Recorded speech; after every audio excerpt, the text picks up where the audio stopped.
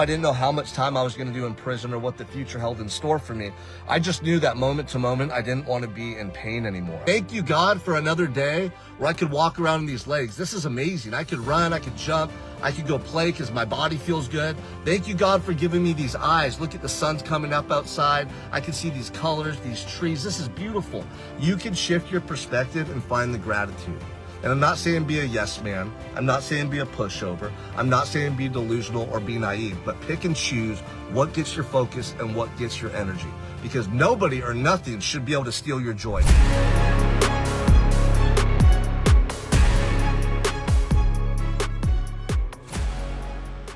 What's going on, people? Hope you're having an amazing fucking day, an amazing day, feeling blessed. I hope that those aren't just words to you, but you really feel it in your heart. You know, one of the things I notice, man, is people struggle to feel true gratitude in their hearts for the lives that they have. A lot of people think about all the stuff they don't have. They stress over life, business, money, relationships, things outside of their control, and they fail to recognize all the good that's taking place in their life. I want to give you a piece of advice that changed my life. Something that I applied when I was stuck in my jail cell facing life in prison. Imagine right now if you're getting up in a 6x8 jail cell that you never left, and you were potentially going to be stuck in that cell for the rest of your life. No family, no hugs, no getting outside when you wanted to, no going to the beach, no going to the movies, no more sex with your wife or your husband, right? Maybe fucking Bubba there, your bunkmate, but not the person you want to be intimate with, right? All the things that you probably take for granted and overlook right now. Imagine if you just never had the opportunity to do this stuff ever again. Imagine waking up in that cell each and every day, how just demoralizing that would feel. How you would just want to blow your brains out because you thought, I'm never going to leave this cell. My life's over. So that's the place I found myself when I was 23. And this is the shift in my mindset and perspective that I want you to start applying every day that radically changed my life. I was waking up in that cell every day thinking about how horrible it was. How I was never going to get out and have a family of my own. How I was never going to get to see my brother and my sister or my dad again. How I was never going to get out and go after my goals and dreams. How I'd wasted the first 23 years of my life and I wasn't going to get a second chance, and just all the worst, most negative thoughts. I just kept dwelling on those every day.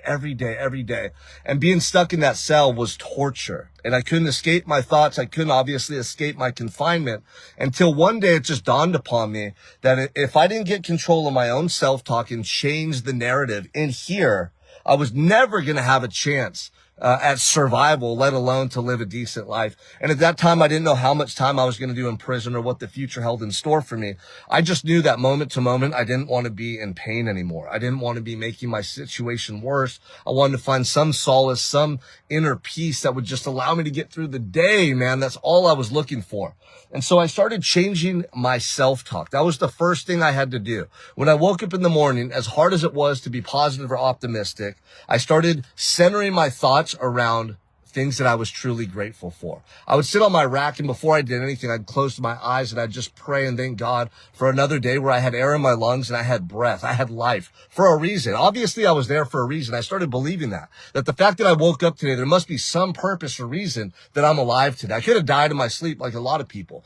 I could have not woken up that morning. So that was the first thought.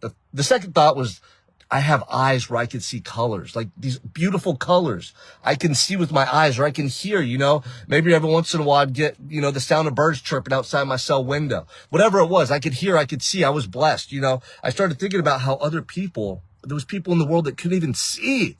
Like, I wouldn't trade places with them. Even though I was sitting in that cell facing life in prison, I wouldn't have traded places with a blind person or a person that couldn't hear. Like, these were things that I was truly grateful for. Or the next thought I would have was that I had legs. I could use my legs. I could pace around myself. I could do burpees. I had an able body. I was healthy. I was fit. Like, imagine waking up and being paraplegic, being paralyzed, being somebody with some, really immense, a really devastating autoimmune disorder, or, their health was just really jeopardized to the point where they were always in pain. We know people like this. You wouldn't trade places with that person right now. neither would I have, even in that cell, even facing life in prison. So I started doing this every morning. I started thinking about all the good in my life. And then I'd think about all my family members, my brother, my sister, my aunts and my uncles, my cousins, all the beautiful, amazing people in my life that had helped me, that had been there for me, the people that I grew up with, the memories that I made. I would think of those memories. I would remember specific times where there was joy in my life, being at the beach, playing baseball, surfing, and I would create this gratitude perspective that really helped me to see the good in my life, even in a very, very difficult time. And I've used that perspective ever since, man. No matter what I'm going through, I can always recognize the good in my life. And I always center my energy around the good. And I do this every day when I wake up. And it doesn't mean that I'm naive to life circumstances or challenges or things that I need to focus on. It doesn't mean that I'm delusional. It means that I pick and choose where my energy goes and what gets my attention. If there's a problem, I'm going to fix it. But do you think the guy who's optimistic and positive and grateful is better suited to fix a problem, or a guy who's negative and pessimistic and exacerbating those circumstances because he's dwelling on them? Right? This has helped me in business. This has helped me in parenting. This has helped me with my relationship with my wife. I do this every single day. And here's what got my attention today is my children woke up and it's Monday. And guess what they didn't want to do? They didn't want to go to school. And they started just bitching and complaining. I don't want to go to school. My daughter started crying. My son Preston was fussing. And I just started looking out the window and I see the sun coming up. You know, I already got their snacks ready, ate breakfast, getting them dressed. You know, my wife's obviously nursing Bella in the other room and I'm helping out in the mornings. And I just started saying this out loud. I started saying, thank you, God, for another day where I could walk around in these legs. This is amazing. I could run. I could jump. I could go play because my body feels good. Thank you, God, for giving me these eyes. Look at the sun's coming up outside. I can see these colors, these trees. This is beautiful. And I started going into that same self-talk that I would go and do in my prison cell, but out loud for them to hear. And I just told them, you guys, imagine if we weren't healthy right now and we were sick. Imagine if your leg got hurt yesterday at the park and you couldn't walk. Imagine if you were blind and you couldn't even see these colors. And I started sharing with them this internal dialogue, this core belief that I possess, this perspective, this self-talk that helped me to change my life in the most difficult time of my life. And see, you guys, being a parent for me is the greatest gift because I get to share with my kids all the things that I wish I was taught when I was younger.